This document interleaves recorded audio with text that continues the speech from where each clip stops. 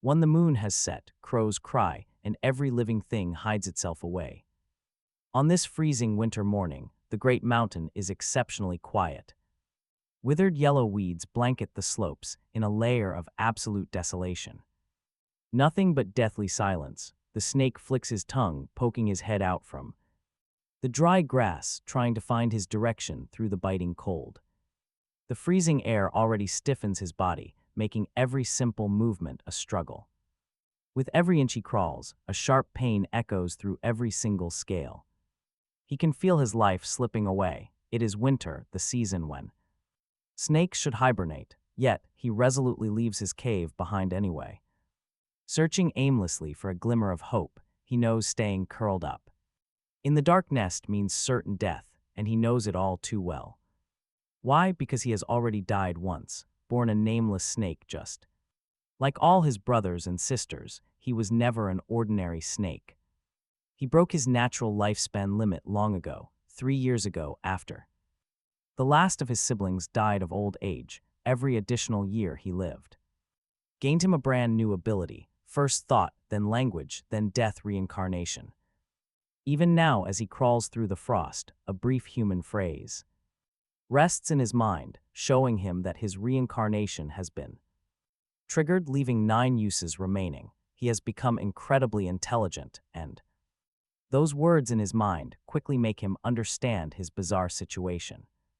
But get this, he actually died in hibernation because his lifespan was completely exhausted, dying of old age, just like his brother 3 years before. He was incredibly fond of that brother because he, too, was cautious and calm, never seeking to dominate. In human terms, he loved what they call playing it safe, lying in his cave unless basic survival forced him out, hiding whenever possible and running from danger, never treating his life like a game. Yet even he died, he crawled inside his cave that spring and never came out. Ordinary small snakes live 2 to 5 years, medium ones live 5 to 12, large ones reach 10 or 20, and only the pythons surpass 30. Compared to other snakes, he and his siblings were. But having lived 21 years, his lifespan had already reached its limit. This winter, he routinely crawled into his nest to hibernate, and who would have thought he would sleep so long without waking? If he had not possessed death reincarnation, he would never have had the chance to see the light of day again. Now, with his first life already spent, he struggles to crawl forward, his scales scraping against dry grass and ice. Frost producing a rustling sound that would be pleasant under normal circumstances. Soon his belly is covered in thin frost, and the rising sun melts it into water droplets, only for the bitter cold to refreeze it almost immediately. Such constant torment is torture, but he must endure it, because using his last breath to search outside for a new chance is far better than waiting in a cave for certain death. 2 years ago, when he woke from hibernation, he mysteriously found himself able to understand human language. Back then, he was not yet the Snake King, and this mountain was not yet named Snake Mountain. Villagers from nearby, from below, herb gatherers often climbed up, and he would listen from the thick brush as the old gatherers shared ancient legends with the younger ones. They spoke of mythical tales. How during the Shang dynasty, a fox fell deeply in love with a human king, and tasted 100 herbs just to transform into a beautiful woman, dying 8 times before finally succeeding. Then there was a creature called the weasel, which worshipped the moon on its death day and blocked paths to beg for a divine title, cultivating to become a spirit. Even among humans there were powerful Tao cultivators who, upon reaching a legendary realm, could easily obtain a lifespan as vast as the endless heavens. This is the exact destiny he seeks. A miraculous encounter, a legendary fate. He feels a strange, strong intuition that an opportunity lies waiting somewhere ahead, one that can finally let him break through his lifespan limits. He trusts his instinct completely. It already saved him from many deadly traps, but as he thinks, his body gradually stiffens, his movements slowing. Too late, he realizes freezing cold can numb the mind. Soon His bodily functions shut down, and his entire world plunges into pitch black. In that cold darkness, mysterious glowing text appears in his mind, telling him that when he wakes again, he realizes winter hibernation would have killed him, so he had ventured out on the 4th day of the 12th lunar month, defying icy winds only to freeze to death along the way. Death reincarnation triggered. The text tells him, with 8 tries left, he suddenly regains consciousness. And so that is how it works. Tapping the ground gently with his tail, he begins to strategize, do nothing and stay in the cave. Certain death. What should he do? His consciousness lingers on that final passage, the 4th day of the 12th lunar month, venturing out into the freezing wind only to die halfway. The words keep looping in his head until the answer suddenly clicks. The key to the entire problem lies in his timing. On that 4th day of the 12th lunar month, the cold wind howled and dark clouds gathered. The exact moment the moon set and the sun rose was when things froze over, turning completely ice cold. Slipping out of the cave at that hour was just begging for death. But what if he waited until the sun was bright and the air warmed up? The outcome would surely be different. A massive surge of joy washes over him as he realizes what a powerful gift this truly is. If it were any other ordinary snake with this power, they would never analyze their failures, making the same fatal mistakes over and over again. Fortunately, he has always been an extremely careful snake. And even with this incredible regression power, he refuses to treat his life like a simple game. Every single attempt must be deeply meaningful. He lies quietly inside his dark cave, pressing his cold body tightly against the hard earth and stone wall so he can detect the temperature changes outside, though the deep instinct of hibernating for 20 years leaves his mind completely hazy. Blurry dream, he actively forces his inner willpower to remain crystal clear. Inside the cave, he has no way to track the passing hours, yet after some time he suddenly snaps awake when he feels the rock wall beneath him growing quite warm enough to let him move freely. He raises his head and stretches his long body. His stiff joints pop with a satisfying click. Relieved and ready, he slithers out into the blinding light to find a rare, gorgeous, sunny winter day. The winter sun warms the earth, making even the dry grass look beautiful. Under the warm light, he wonders if he is the only snake to ever witness this winter sun. The time is ripe and his plan begins. It is simple: wait for warm weather, then leave the cave to find a path. Once he starts, he will never look back or change his course. Never looking back. If he runs into trouble, he will simply use death reincarnation. On the next restart, he will pick a new path and keep going. He has split his 8 remaining lives among the standard cardinal directions: east, southwest, north, southeast, northeast, southwest, northwest. Starting with the east, he slithers through the dry grass, raising his head to flick his tongue. Using the trees and the position of the sun, he glides forward. Then text appears in his mind. It reveals that after 2 deaths, he gained experience and left the cave on the 12th day of the 12th lunar month when the sun was high. Heaven seemed to favor him, bringing 3 straight days of warm, beautiful weather. He traveled east for 3 days, eventually reaching a steep cliff where he found a strange plant, a crimson fruit shaped like a fiery, blood-red cloud. It tasted like pure fire. With no other path, he decided to swallow the miraculous fruit, but 15 minutes later, his stomach burned with agony, and his whole body felt like it was being roasted in a fierce fire. He died after a desperate struggle. For his 4th attempt, he chose south. The system text says he traveled south for 5 days, gaining nothing. On the 6th day, heavy snow fell. Within just a few minutes, the earth was covered in white. He was buried under the snow, quickly freezing into hard stone as the blizzard took his life. Next, he chose the west. After only 2 days of travel, he spotted something incredibly strange: a remote village surrounded by a swarm of crows. Black wings blocked out the sky, their cries Deafening, he crawls forward anyway, but things go downhill fast. The flock spots him. And in his desperate struggle, their sharp talons and beaks tore him to pieces. He blacked out in pure agony. Death reincarnation triggered once again. The system text coldly noting only 4 lives remain. Talk about pressure. He hesitates, his heart heavy, but decides to spend one more precious life.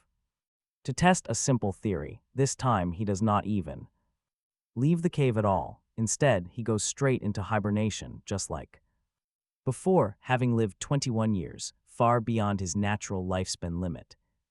His body is old and frail, unable to bear the burden. He closes his eyes forever in his nest, dying of old age. Death reincarnation triggers. Again, leaving only 3 uses. Once more, he awakens from the deep darkness.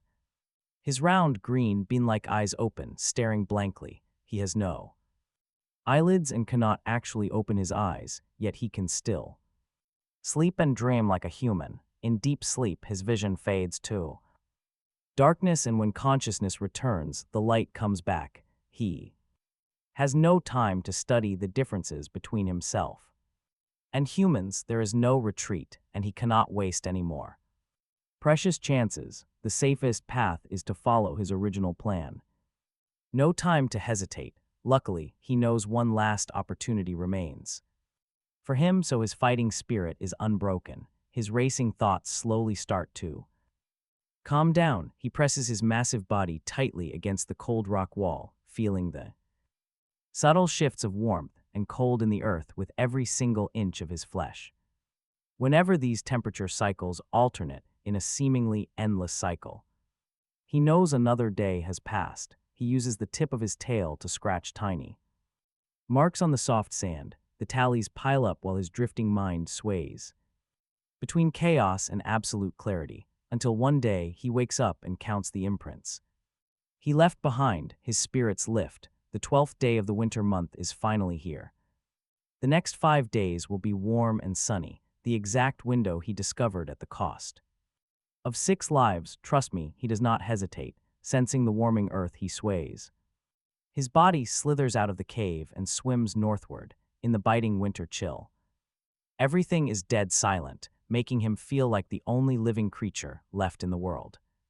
He actually loves this quiet environment. Sure, there is no prey, but there are also 0 risks. It brings a sense of boundless freedom, as if the vast world is completely his to roam at will. Before leaving, he swallowed several pre-prepared emergency meals, not too much, fearing it would hinder his movements, but just enough to sustain him for 5 to 7 days. He is no fragile human who needs 3 troublesome meals a day. One heavy feeding usually lasts him 10 full days. In famine years, his kind can go dormant, surviving over a year or even longer without food. His body glides through withered grass, rustling softly as he goes. On the first day, he travels through the mountain forest without any trouble. By the second day, he crawls out of the forest before sunset. By the 3rd day, he passes the village at the mountain foot.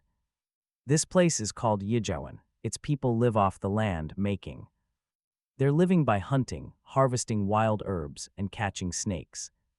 His own child was killed here, a heavy price. All sorts of mountain creatures were ruthlessly hunted down, skinned, and eaten. Later on, when he became the Mountain King, he led his horde of snakes to severely, brutally retaliate. Since then, the peak was renamed Snake Mountain, and no one ever dared set foot on it again. Passing the village now, he makes a tiny rustle. The sound draws 2 thin middle-aged men who stepped out to relieve themselves by the roadside. One of them whispers uneasily that he hears something crawling. The other looks around nervously, warning him not to talk nonsense. It is the dead of winter. Where would there be snakes? Meanwhile, he has already hidden in a corner, erasing all traces so they cannot find him. Soon, they both relax. The first man sighs that life is getting harder and harder. The crops are bad and strange things are happening everywhere. He mentions that a relative back from the city spoke of a place near Tubo where the great king of spiritual inspiration lives. Every single year, those local villagers must Offer a pair of virgin boys and girls to be eaten, or it will stir up. Major trouble, the other man just scoffs. Honestly, his cold reaction is hard to watch. By offering those children, Chenya village gets perfect weather all year round. Who knows how massive their harvests are, without the protection of that terrifying spirit monster. Even more kids would starve. They wonder if their own mountain holds a similar spirit monster as well, and their voices slowly fade into the quiet night. After they leave, he emerges from the dark shadows, their words still echoing in his head, and a faint spark of inspiration begins to take hold. He hesitates, wondering if he should slide into the village to seek his own fortunes there, but after a quiet moment of thinking, he drops the idea. His grudge with Ai runs far too deep. A blood feud would not even be an exaggeration, and crossing paths with them would bring endless trouble. There is still time. He can keep searching. Through the dark night he slithers along, heading straight north. On the fourth day, absolutely nothing happens, and on the fifth day his travel goes smoothly. Yet right here, a trace of regret starts to build inside him as a silent, deadly blizzard rolls in. He no longer has any chance to return to Yiji. On the 18th day of the winter month, heavy snow dumps from the sky. In the blink of an eye, he is completely covered in white. Freezing crystals fall, endless, helpless moments. His slithering body slowly stiffens up, his consciousness fades, yet this time there appear to be some subtle changes. Through the chaos, he feels his body lifted up into the air, entering a warm, enclosed space. Comforting heat radiates from the surface, touching his scales. Under that warm nourishment, his body slowly revives. After some time, he regains the ability to think and move, but he does not move recklessly because he realizes he has been tucked inside someone's coat. The stranger walks all the way home and meets his daughter, who asks what he has hidden in his arms. Oh, the father answers, he found a frozen snake by the roadside on his way back from the market. It looked so pitiful, so he brought it home. He hears the little girl's panicked footsteps backing away. After a long, quiet silence, the daughter finally calms down and asks her father if he knows the old story of the farmer and the snake. The man just scratches his head and says he hasn't. Then the girl shares the tale. On a bitterly cold winter day, a simple farmer heading home found a frozen snake, took pity on it, and tucked it into his warm coat, and when the heat from his body woke the creature up, it revealed its cruel nature, delivering a fatal, poisonous bite to him. Before dying, the farmer lamented that he had rescued a dangerous, venomous snake and fully deserved this dark fate. The girl's voice is steady and carries a sharp warning, and our snake friend does not like this tale at all. He feels the farmer's body stiffen slightly under her words. By this point, he already understands he was rescued from the brutal winter snow by a simple farmer. What a bizarre person he is, the snake thinks to himself. Over the years, he has met many humans, greedy, terrified, cruel, or terrifying, but never anyone who would tuck a snake right against his own warm chest. Just as his thoughts are racing, he pauses, then suddenly grows incredibly excited as a brand new screen of text blazes in his mind, revealing that he has triggered the innate divine ability, Snake of Connections. The origin text states that fate brought a farmer and a snake together on a freezing winter night, and trust me, the epic tale of the farmer and the snake is just beginning. Congratulations, he has successfully triggered a deep connection and activated the divine ability, Household Guardian Immortal. A flood of new information suddenly pours into his consciousness. The so-called Household Guardian Immortal is a deity from ancient Chinese folklore, serving as the exclusive protective god of a family. A name bringing peace to the household, rich harvests, and endless prosperity. Livestock, these household guardian immortals usually belong to families like Hu, Huang, Bai Lu, and Hai, representing the fox, weasel, hedgehog, willow, and rat. The fox excels at charm, while the weasel specializes in mind games. The hedgehog brings wealth, and the willow immortal is built for war. Its specialty is subduing demons, and our protagonist is that very serpent. Just as it struggles to process this, a harsh female voice rings out. She yells that the wretched girl has been spouting nonsense ever since her head injury. Apparently, she had never spoken of these wild legends before waking up. A kid shouldn't talk like this, or superstitious villagers might burn her as an evil spirit.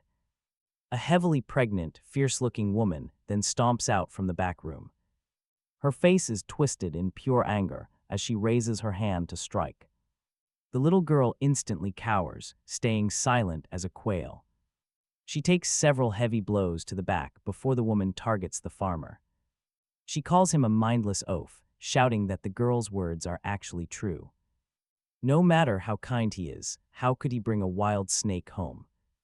A serpent isn't human, so how could it ever understand kindness or mercy? It doesn't know he saved its life. It will just bite him in fear. Inside its own quiet mind, the snake silently nods because she is absolutely right.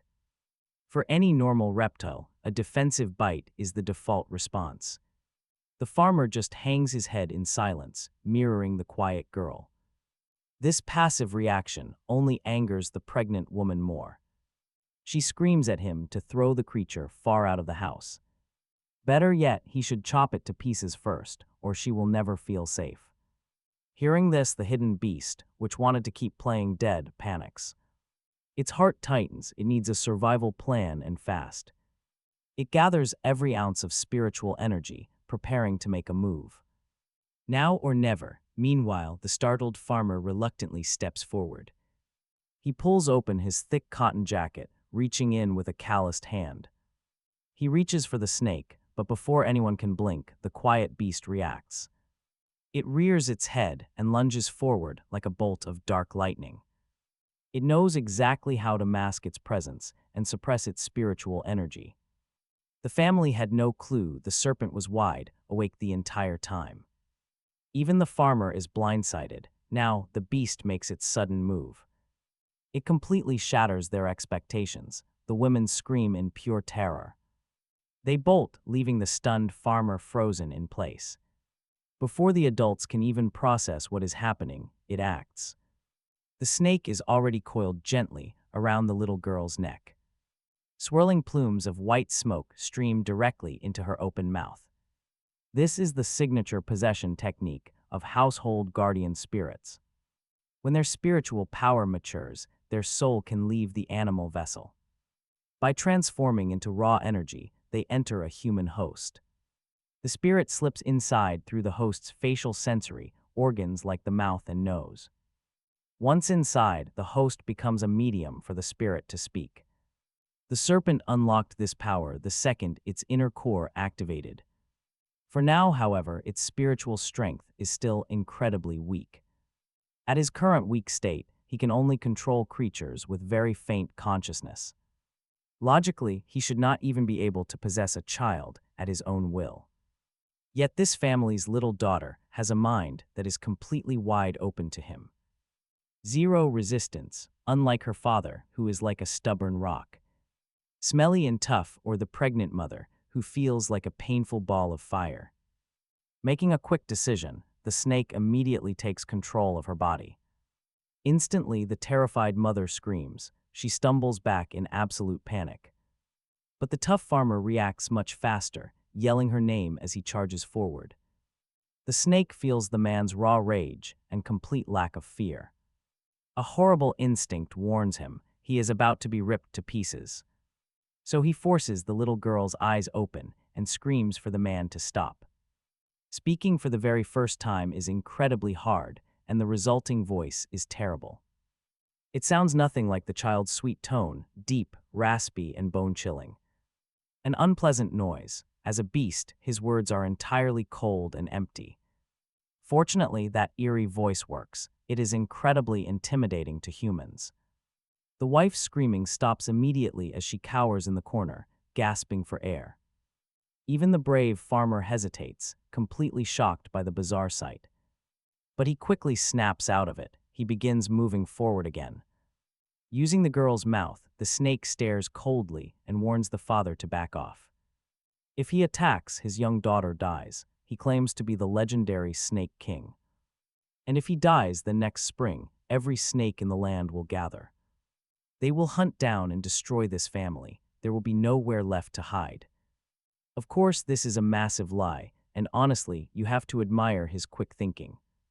In reality, he is completely powerless to fight back against this angry man. The farmer stands silent before yelling with bloodshot eyes about his terrible mistake. He actually saved a deadly viper, realizing the cruel irony of his own kind deed. Controlling the little girl, the snake smiles gently, knowing his desperate gamble has finally paid off. The farmer has completely lost the will to fight, so the snake softens his tone. He explains that he is not a venomous beast and has no desire to hurt them. He brings up an old tale of a scholar who saved a trapped white fox from hunters. The fox later became a powerful spirit and repaid the boy with wealth and a wife. The spirit even helped the kind scholar pass his grand imperial examinations. Since the farmer saved him, he must naturally repay that debt. The snake is becoming quite skilled at speaking human words. Still, the angry farmer grits his teeth in pure hatred, staring at his blank-faced daughter, demanding if this possession is his idea of repayment. Ignoring the man's clear anger, the snake explains this was done out of pure survival. Humans are simply too treacherous. They are far too cunning to trust blindly. Besides, his hostile wife literally threatened to chop him to pieces with a knife. So he had to protect himself. Hearing this, the farmer falls completely silent now. Meanwhile, the pregnant wife creeps up behind her husband, grabbing his sleeve tightly. They share a quiet, guilty look. She turns away, saying absolutely nothing. Then the snake issues his demand. Within 3 days, they must construct something special. They must build an immortal altar in their home and light 3 sticks of incense. This is his golden opportunity. From now on, he can become a true immortal. He will cultivate using these human offerings, rapidly increasing his power. It seeks cultivation to prolong its life, and with constant incense offerings. Immortality is within its grasp. It demands that on the 1st and 15th day of every lunar month, they must offer incense, promising in return to guard their home, ensuring lifelong peace, good fortune, and abundant wealth. Throughout their lives, these chilling words slip syllable by syllable from the young girl's mouth, leaving the farmer and the woman frozen and deathly quiet. The human fear of snakes is ingrained deep in their bones, and when a beast speaks through their own familiar daughter, seeing their own flesh and blood speak this way makes them terrified. Outside, heavy snow falls as a bitter wind rages. A finger of snow already hangs on the bare branches outside as the wind sweeps countless flakes against the window, making the paper lattice crackle like firecrackers, leaving the woman too terrified to even draw a breath. Its chilling gaze slowly scans the room, staying quiet but deeply displeased. It glares at the farmer and coldly demands an immediate answer. Will he agree or not? Yet, the farmer still refuses to say a single word. The woman, weeping in sheer panic, pulls at her husband, begging him to just agree. If he won't think of himself, he must think of the child growing inside her. The midwife already told them it is a boy, and he cannot be so heartless as to let the Liu family lineage end here. It doesn't matter if the 2 of them die, but once they go down, how will they face their ancestors? Is she actually speaking of some mythical underworld? Is there really such a place? The spirit silently watches her without a word, despising this topic, but she continues, crying that yarn is still in its hands. The poor girl has barely lived 12 or 13 years without a decent meal, only to be sent to King Yama. Oh heavens, how can he be so cruel?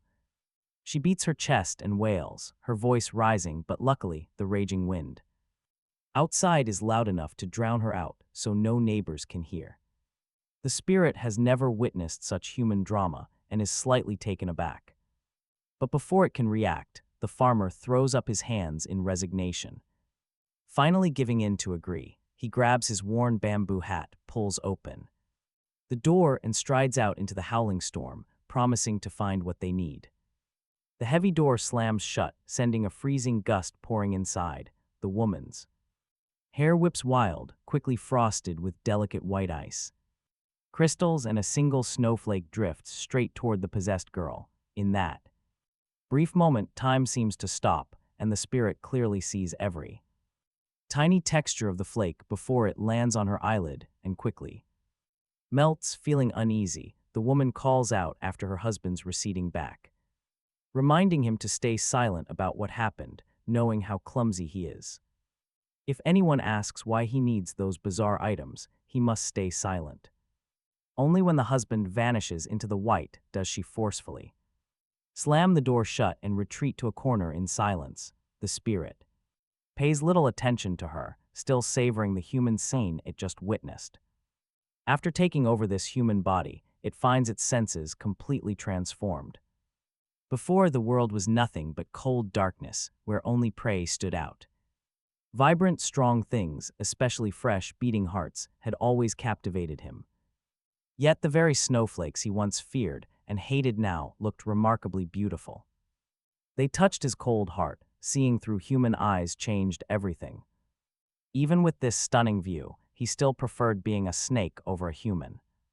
Human eyes were useful, sure, but they could not lock onto prey or dodge sudden danger like snake eyes could. Humans were just too clumsy. After possessing this girl, he felt bound by heavy, invisible shackles. Every movement was a struggle. Back then, his joints moved perfectly. Complete mastery over himself. Now, half his limbs refused to cooperate. Worse, a human only touches the ground with a tiny foot sole.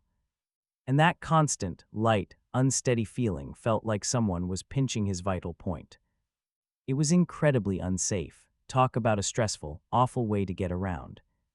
As a snake, his belly pressed flat, feeling every vibration of the earth. He felt the changing seasons and the vibrations warning him of enemies. The ground was his home, offering a security humans could never experience. He desperately wanted his scales back, but he was stuck for now. The farmer had gone out into the freezing night and would not return soon. Left alone, he forced the girl's clumsy body to stumble around. His real body was safely hibernating, but his mind remained alert. Still, his natural fear of the freezing cold made him hunt for warmth. He guided the girl's body straight into the bedroom, seeking shelter. Burrowing deep under the thick blankets, he finally caught some warmth. His racing thoughts calmed as a heavy drowsiness slowly took over. This was a major drawback. Snakes slept for months but stayed awake longer. Unlike humans, who had to sleep every single day. He knew he could not rest yet. The farmer was still out there. He had to stay completely alert until everything was fully resolved. He fought the exhaustion. Heavy eyelids threatened to pull him under. A tight pressure gripped his head. Minutes or hours, he could no longer tell. Time was completely erased by some invisible, overwhelming power as his eyes closed. Suddenly, his head slumped down. The loud crow of a rooster startled him. To his complete shock, the entire night had already slipped away. Bright morning light filled the room, and voices echoed from the hall. The farmer had finally returned, muttering about having some incredibly good luck. He actually found it, his wife whispered, asking if anyone had questioned him. He insisted he stayed completely silent, which made his wife sigh in relief. Immediately, they began hanging a landscape painting and preparing the altar. They worked quickly in the main hall, setting up the entire shrine.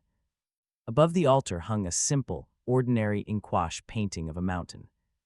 A lonely, empty thatched hut sat painted halfway up the peak. With solemn looks, the farmer took 3 sticks of incense. He gritted his teeth and dropped to his knees with a heavy thud. The man began to pray desperately on the floor to the great snake Immortal. He had built the altar exactly as instructed and lit the incense.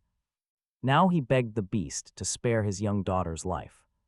The farmer's entire family, young and old, gathers. 3 sticks of incense go into the censer. Wisps of blue smoke drift upward, swirling in front of the landscape painting. For a long moment, nothing happens. The farmer and his wife look around. swallowing hard, anxiously wondering if the spiritual ritual actually worked. Just as they hesitate, debating whether to rush inside to check on him, the inner door creaks open. Their young daughter stumbles out, rubbing her aching head, asking her parents what just happened to her today. The farmer scans her cautiously, his face quickly filling with joy. That terrifying black snake previously coiled around her neck is completely gone. With that very first breath of incense offering, he is officially reborn. Wisps of green smoke gather within the landscape painting, appearing ethereal. Hazy from afar, it looks like mountain mist rising, bringing a touch. Immortal Kai flows straight into the simple painting. The canvas changes slightly. But the family is far too relieved to notice any minor differences.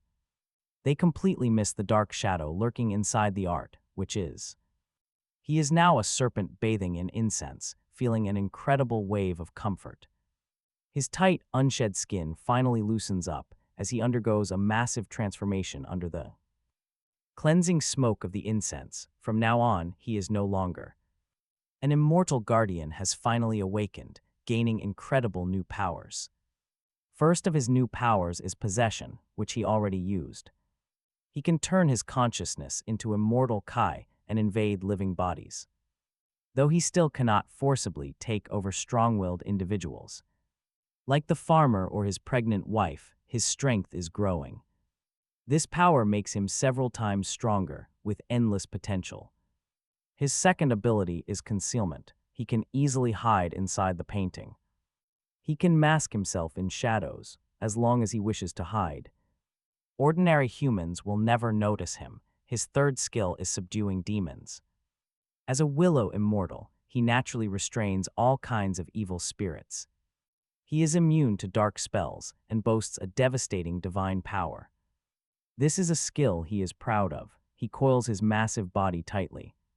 Snake body around his prey, sealing even the most powerful demon. With the right setup, this method allows him to fight and kill any evil spirit.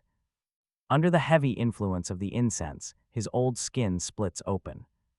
He wriggles free from the casing, his body instantly doubling in size. Just look at him, he is over 2 meters long now, with power off the charts. A single whip of his tail tears through the air with a loud crack. Proving his incredible new power, his gleaming scales are slightly raised. These scales shine with a luster stronger than metal, true immortal armor. Mortal weapons can no longer harm him as he glides freely through the space. Bathing in the incense offering, his cold snake eyes shine with pure, deep satisfaction. This is his path, matching the legendary stories of Tao seekers. His lifespan has completely shattered the natural limits of ordinary serpents. As long as the incense burns, he can live forever, growing stronger each year. With 100 years or even a millennium, how strong will he get? The thought brings him pure satisfaction as he swims through the smoke. The drifting incense smoke calms him. That sharp blade hanging over his head is finally gone. He can finally relax, although his newly transformed immortal body does not need hibernation. His natural snake instincts still make him lazy during the cold winter. Winter is meant for resting. Apart from busy humans, does not every living thing in this world hide away and rest? Even the strongest plants are now recovering, waiting for the spring to sprout new buds. Only humans defy nature, acting against the great Tao of heaven and earth. He slithers into the thatched hut. Within his magical painting, curls up and yawns lazily. He watches the 3 humans outside embrace and weep tears of joy. He sees them look around cautiously. Their faces filled with doubt, slowly shifting from being on tenterhooks to a quiet sense of relief. He watches, cold, silent, and making absolutely no sound. Days pass and the farmer's family slowly returns to their normal lives, but the snakes. Deep dread remains. They stay completely silent about the events of that fateful night, even when curious visitors ask about the immortal altar. They quickly brush it off. Still, on the 1st and 15th of each lunar month, they offer incense with absolute respect. Soon, the 12th lunar month arrives, bringing endless chores for the coming new year. because the village of you enjoyed a bountiful harvest this year. The village chief plans a grand festival to pray for perfect weather and another great harvest next year. Since ancient times, these farmers have relied entirely on the heavens for their livelihood, making these rituals incredibly important. Soon, the busy family starts to forget the dark gloom of the past few days. Lanterns and festive decorations quickly fill every single household. The snow-covered earth glows with a soft red light, like a shy 16-year-old maiden. The villagers are beaming with joy, and the holiday food is much richer than usual. The serpent notices the daughter pretending to be sick, hiding in her bedroom to avoid chores and feast on delicious pastries she has never tasted before. She lies to her parents about being sick, yet the moment she is left completely alone, she happily stuffs herself with sweets, looking perfectly healthy.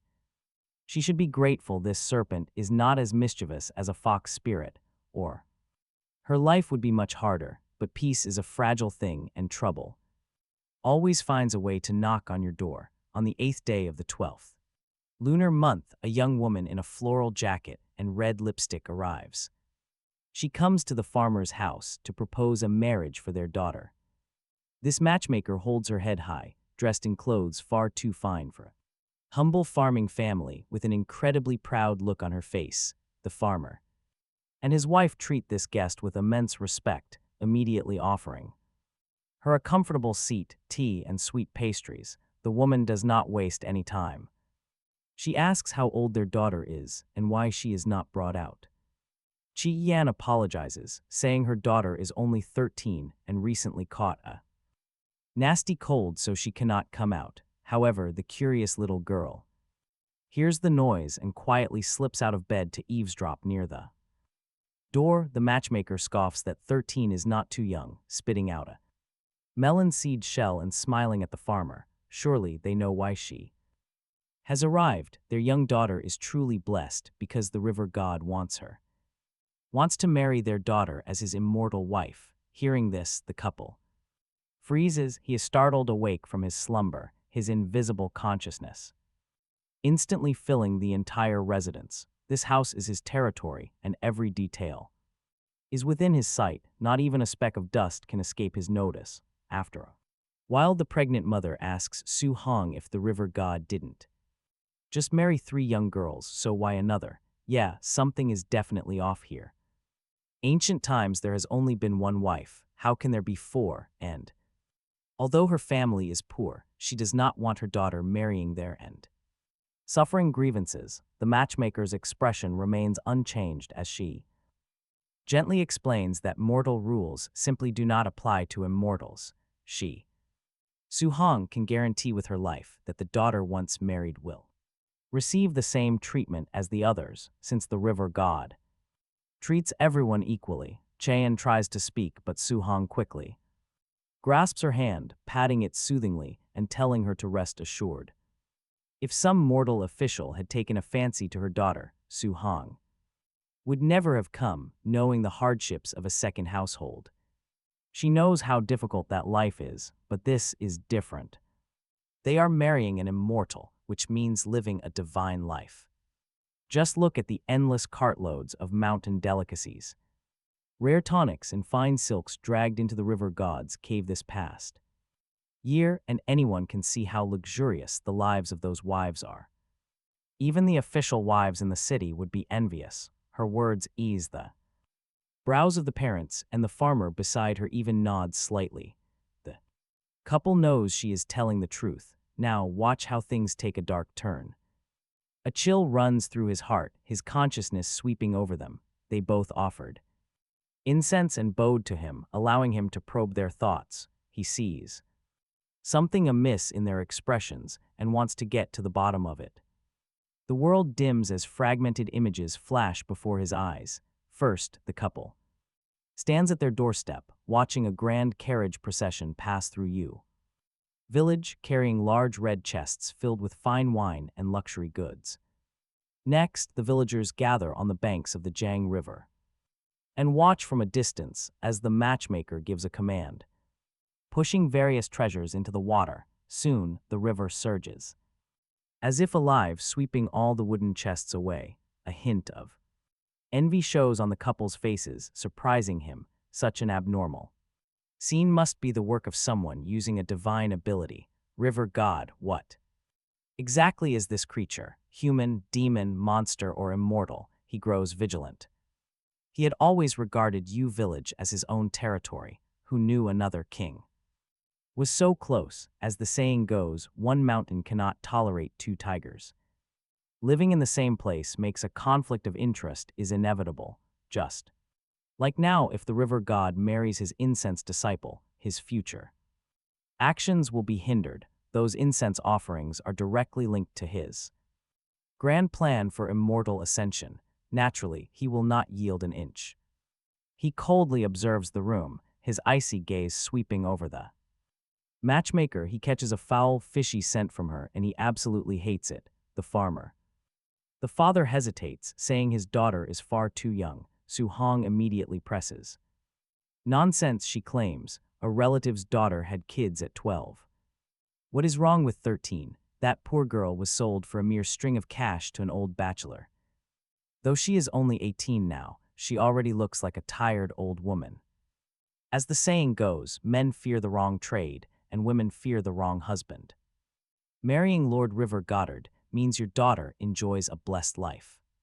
Countless families wish to marry into his household, but they lack the connections.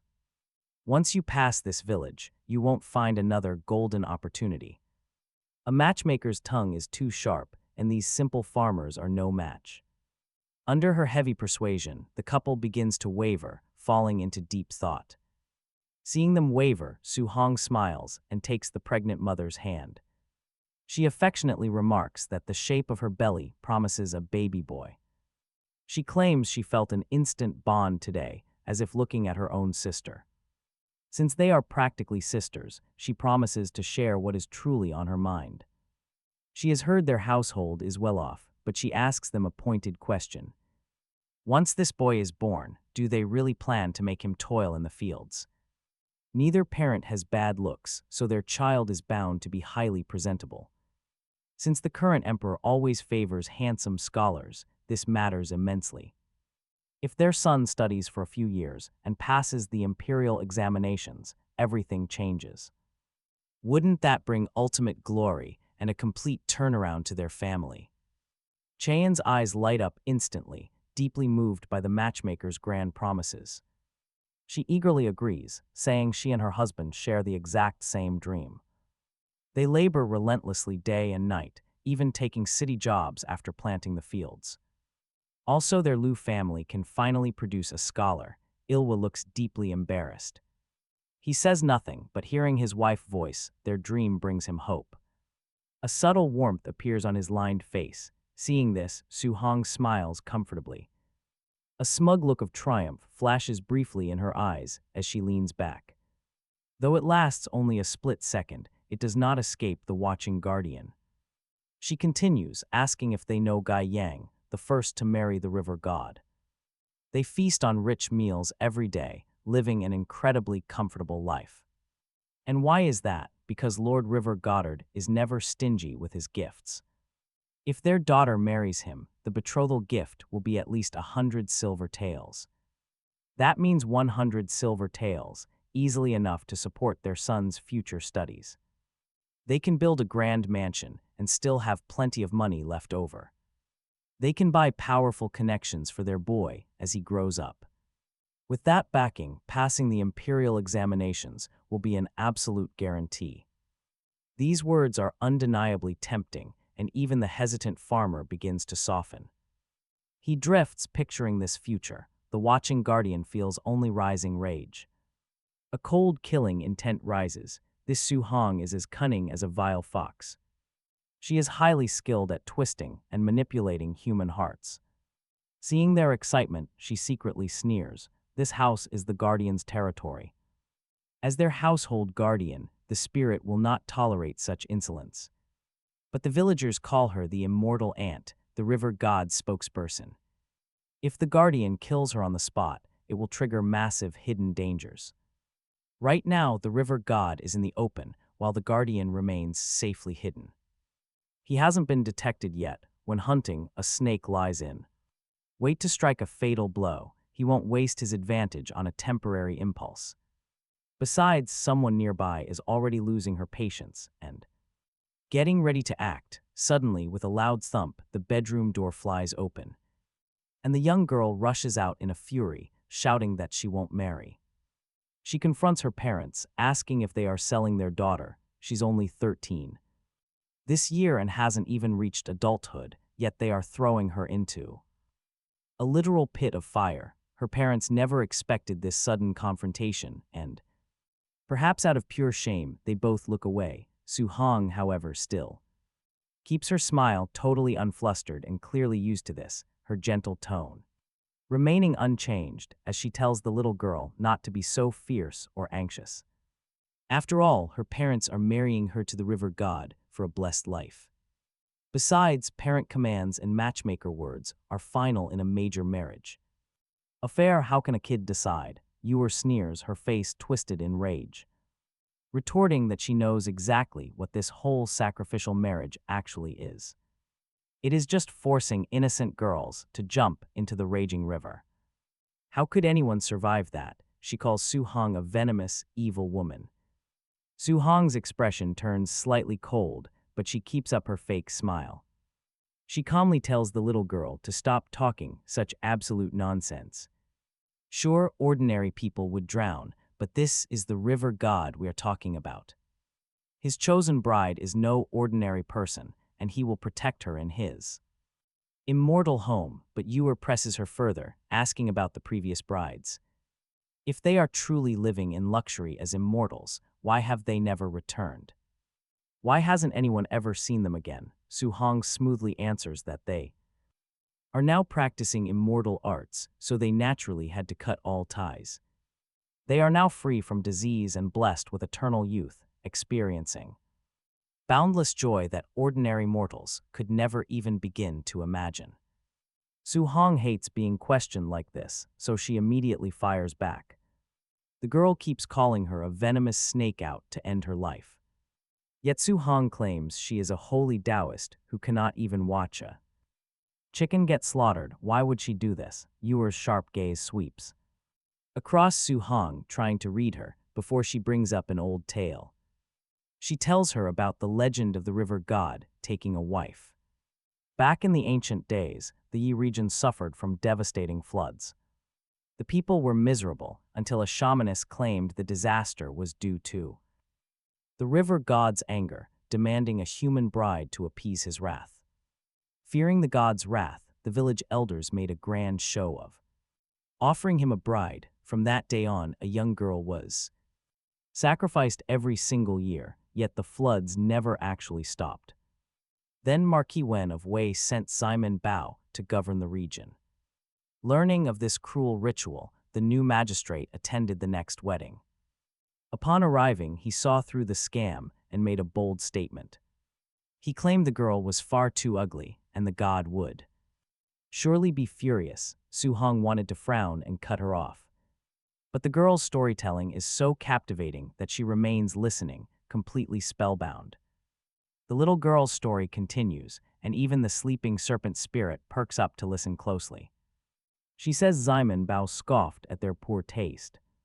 He then ordered the shamaness to carry his message to the river god.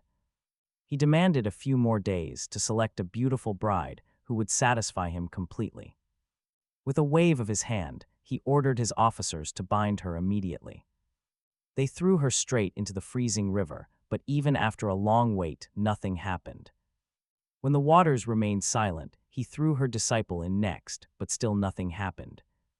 He mocked them, asking how they could both be so completely useless. Since they took so long to reply, he turned his gaze to the three noble elders instead. He suggested they make the trip themselves, ordering his men to bind them as well. Only then did the three elders wail in sheer terror, finally confessing the entire dirty truth. The story of the river god taking a bride was a complete fabrication. They used the fake wedding as a pretext to extort heavy fees from the villagers. Every single year, they collected millions of coins from the pockets of hardworking local people. None of those wedding fees ever reached a god, they went straight into their own pockets. Shocking, isn't it? Their greed went far beyond simple theft, demanding a dark price. Every fake ceremony cost an innocent young girl her life, proving they had vipers for hearts. Su Hong had listened with great interest at first, thinking it was a fine story. But as the tale ends, she suddenly stands up, her face flushed with fury. She realizes this is not just a story, but a way to mock her.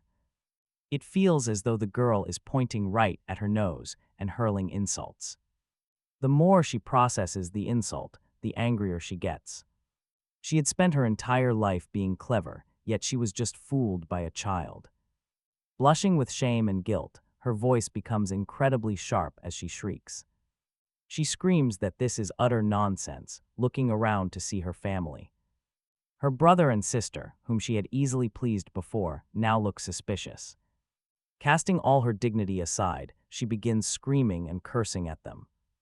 She snaps that if Chiang Yil-woo refuses to marry off his daughter, he should say so. Why would she, Su Hong, force him to do it when she could just ask directly? Why go through all this trouble just to make a complete fool out of her? Without waiting for their explanation, she storms out of the house, shouting threats. She warns them that they only dare behave like this because the river god is kind. If this were a few years ago, he would have drowned them all by now. Calling out the names of Chiang Yil-woo and Che Yun, she issues a final warning. Talk about a dramatic exit, she slams the door, leaving them to scramble in panic. They beg her to stop, but she ignores their pleas completely, leaving them in despair. When they finally return inside, they are filled with bitter complaints and heavy frustration. Che Yun immediately scolds Yaren, but the stubborn little girl refuses to back down.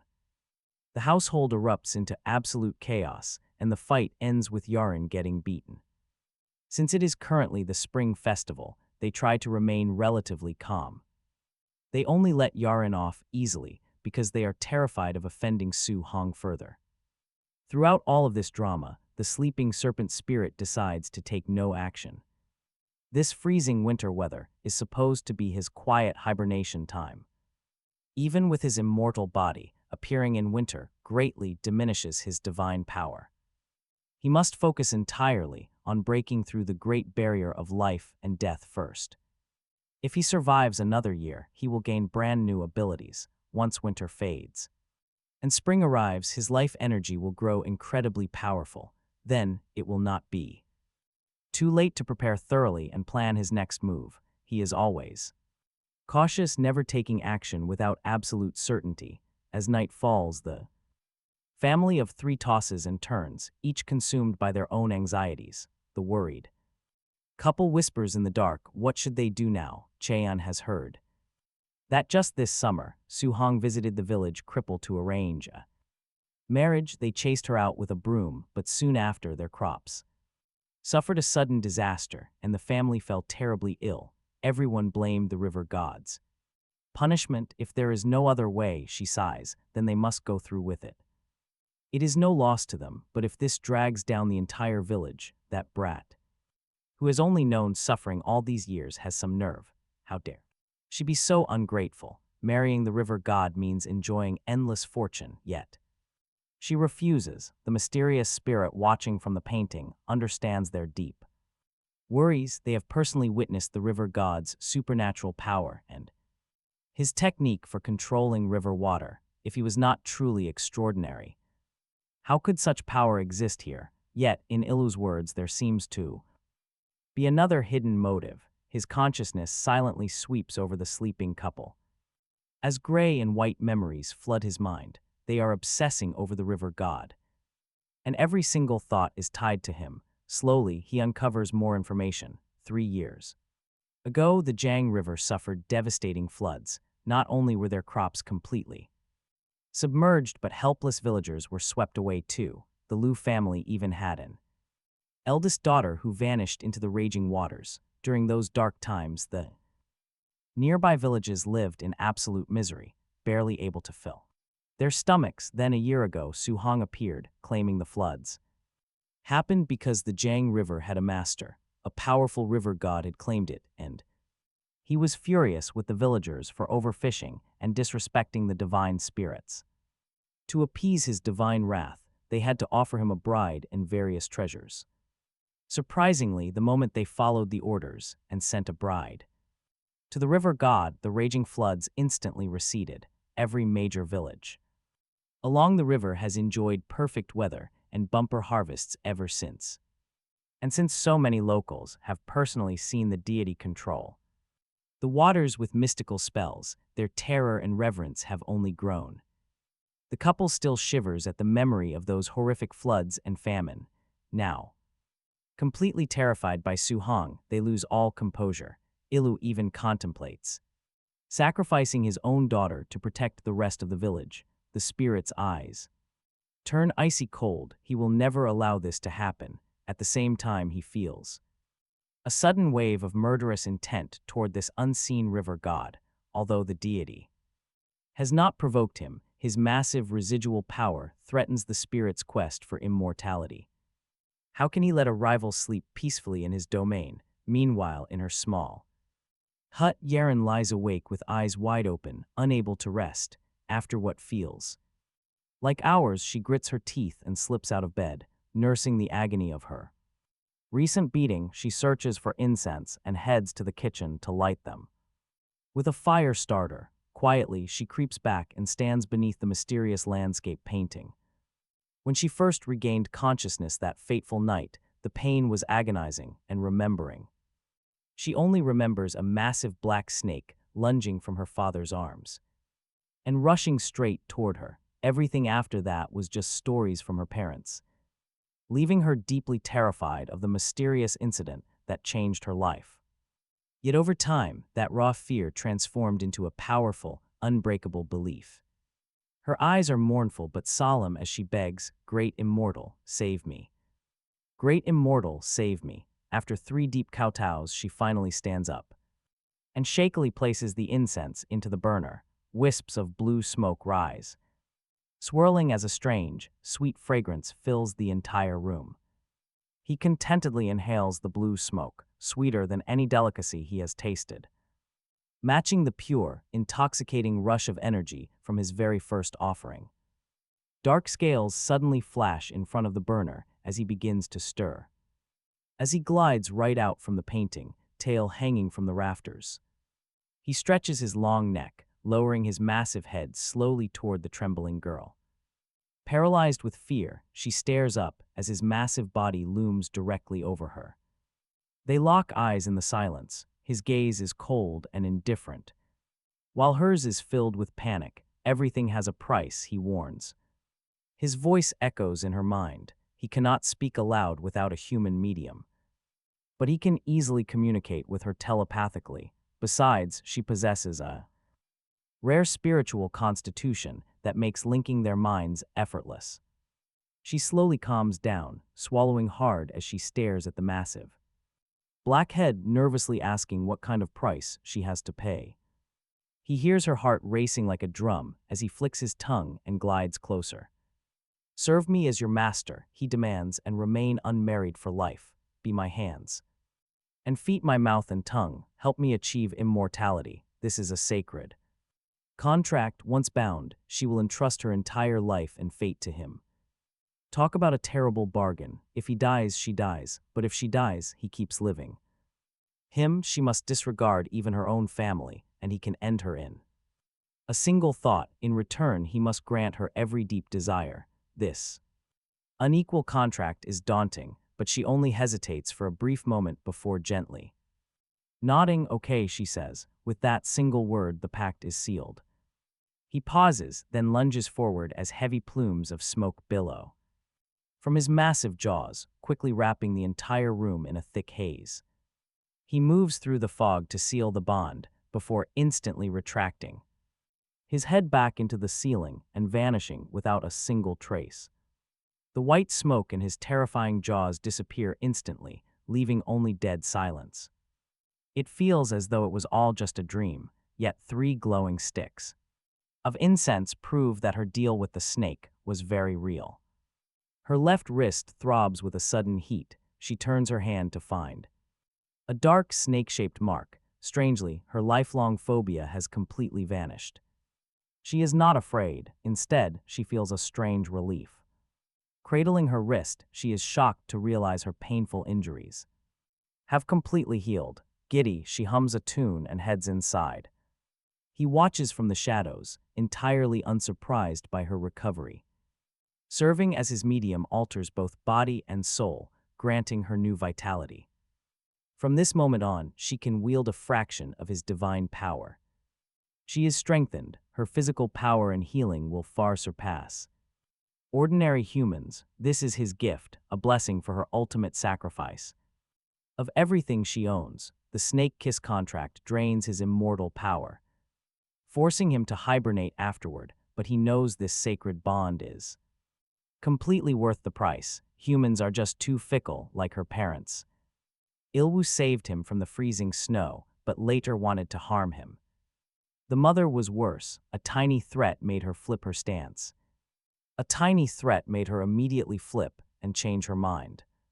Pushed her husband to agree and carefully warned him to keep dead silent about their strange guest, playing the perfect ally, but the snake spirit cannot read minds and refuses to understand their fickle hearts. He only believes their fear. They only obey out of sheer, paralyzing fear right now, if things shift. And honestly, can you blame him? Betrayal is practically guaranteed. Look at what happened with the river god and Suhong. He needs a spokesperson. And out of the family of three, the one he values most is young Yaren. This girl is exceptionally clever, bold, and wild, unlike her timid, disciplined parents. She tells stories just like the old herb gatherer. The spirit absolutely loves a good tale, and honestly, not since his days as king of the mountain. Has he heard a story like the one she told about the farmer and the snake? He had never heard another storyteller until she spoke of the farmer and the snake. Plus, she has a special physique, a natural incense offering for spirits. Once the blood contract is signed, she can never escape his direct control. And the spirit has other, deeper considerations. Humans are so fragile and fleeting. Without his power, she might easily die in this harsh, unpredictable world and run into mortal danger. He originally planned to scheme and force her into the pact, but she lit the incense herself. Invited directly, he simply went with the flow and took her under his wing. But as he reflects, an overwhelming wave of exhaustion suddenly washes over him.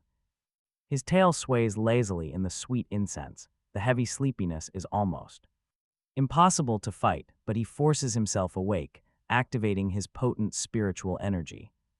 The matter of the river god taking a wife is still completely unresolved. He has to make Ilwu and Chaeyan abandon all ideas of sending Yaren away. A few wisps of conscious green smoke drift silently straight into their quiet bedroom.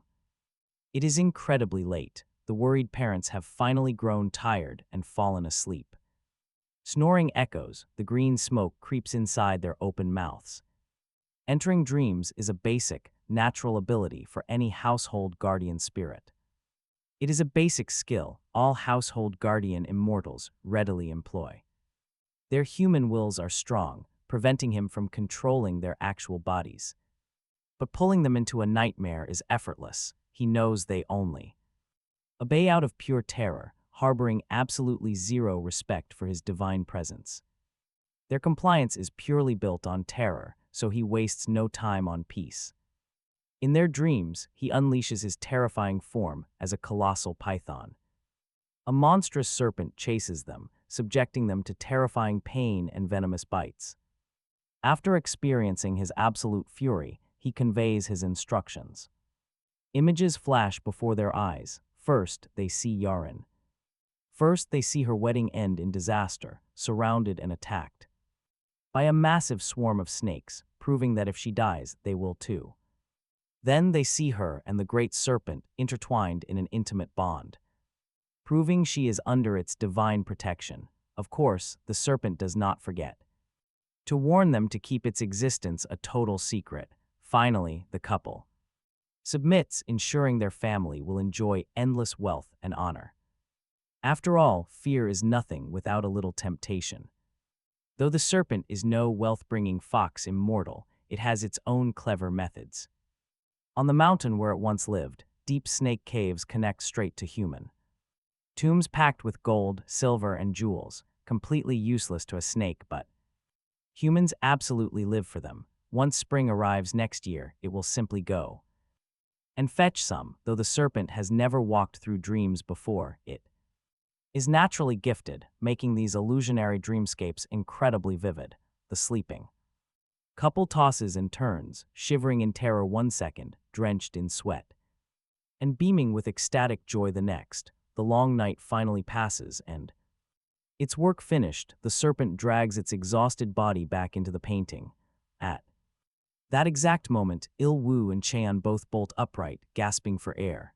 Cheon clutches her belly, whispering that she had a dream. He gasps, having had one too.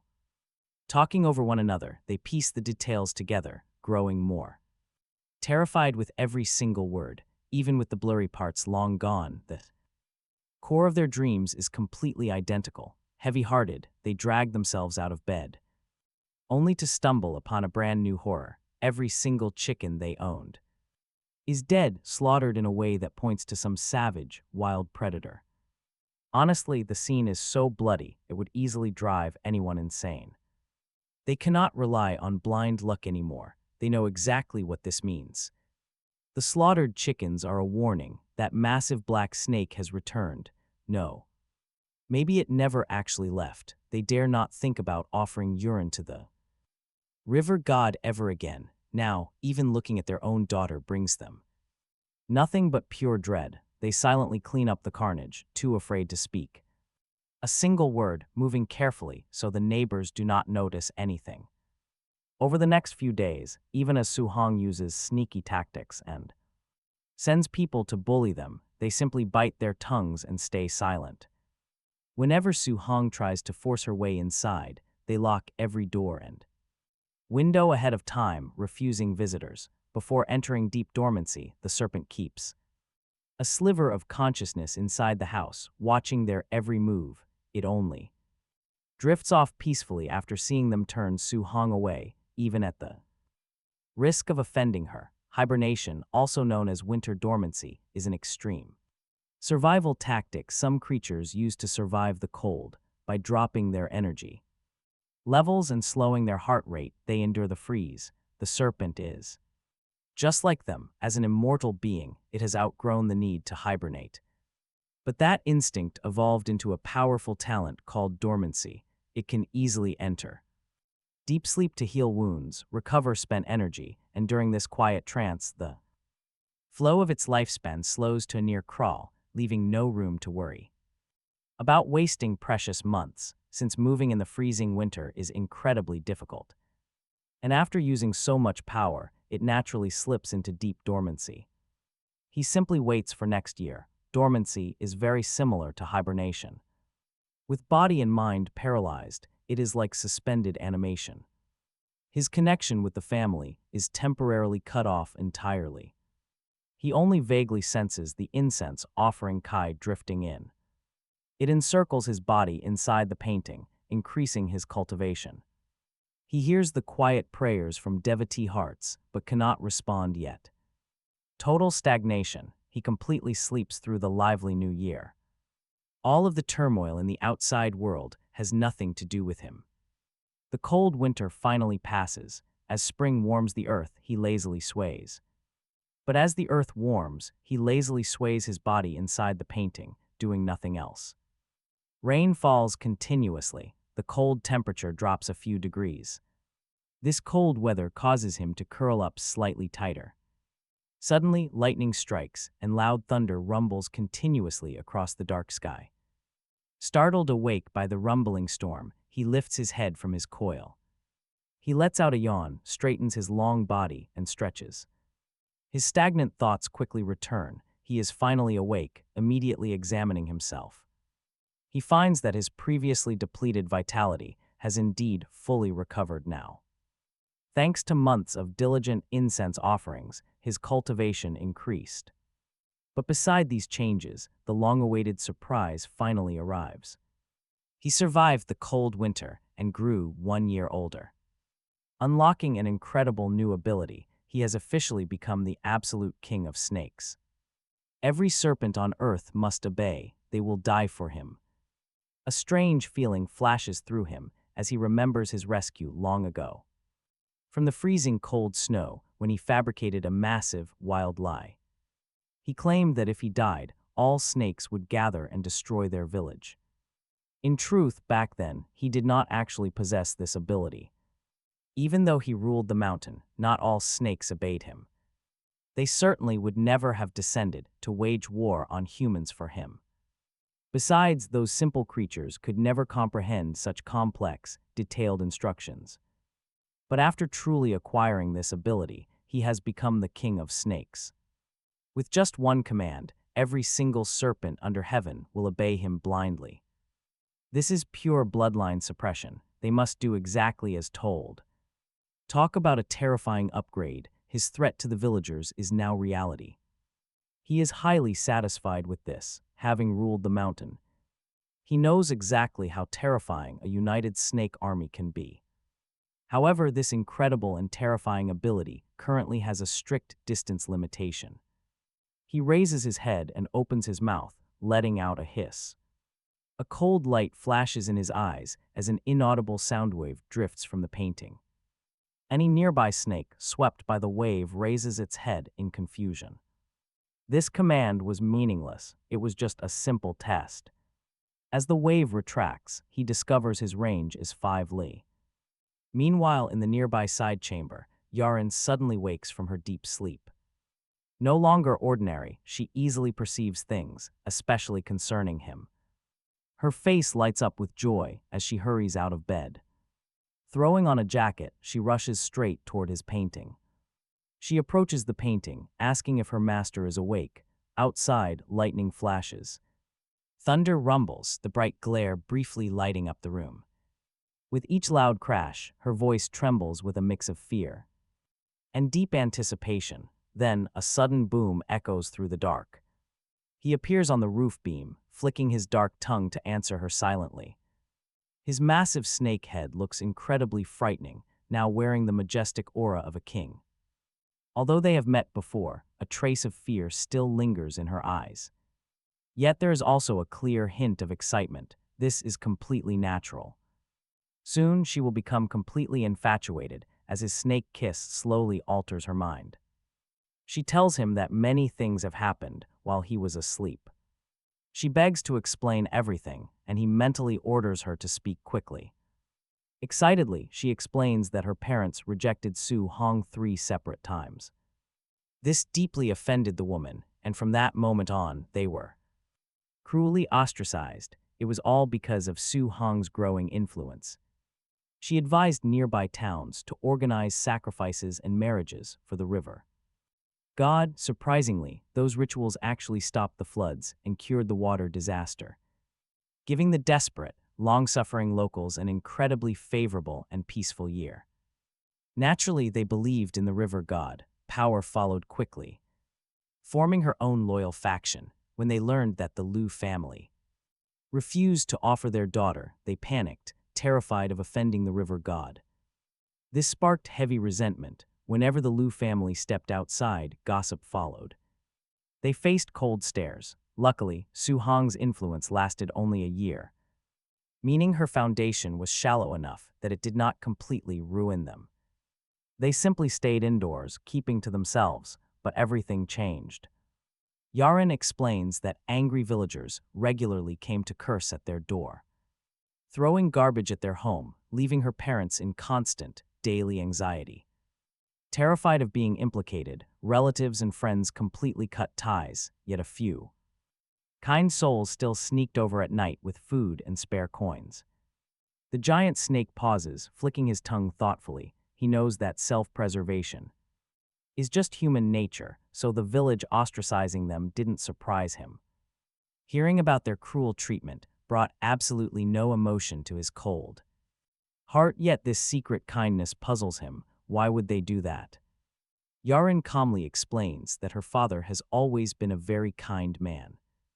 In the past, he helped others whenever they struggled, so this secret support was their silent payback. But of course, as she quietly adds, this crisis exposed who their true friends were. He nods silently.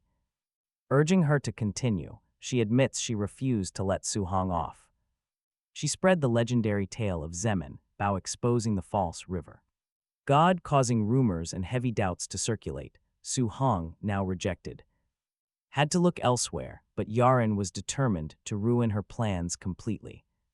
The people questioning Su-hong were mostly families targeted by her forced marriage schemes. After all, the previous girls who were married off had mysteriously vanished without a single trace, raising major alarms among them. Even with her smooth talking, people harbored deep doubts, making the rumors spread by Yaren sound highly plausible. People always prioritize self-interest. People prioritize their own survival. A knife does not truly hurt until it cuts your own skin. When other families refused to marry off their daughters, these villagers remained completely indifferent. They believed those refusers were deliberately harming the village, but everything quickly changed. When their own families were targeted, the story changed. Now, the river god's upcoming marriage faced massive resistance. During the absolute peak of these tense rumors, things escalated. Some villagers even spotted Su-hong with chapped lips, looking visibly stressed and exhausted.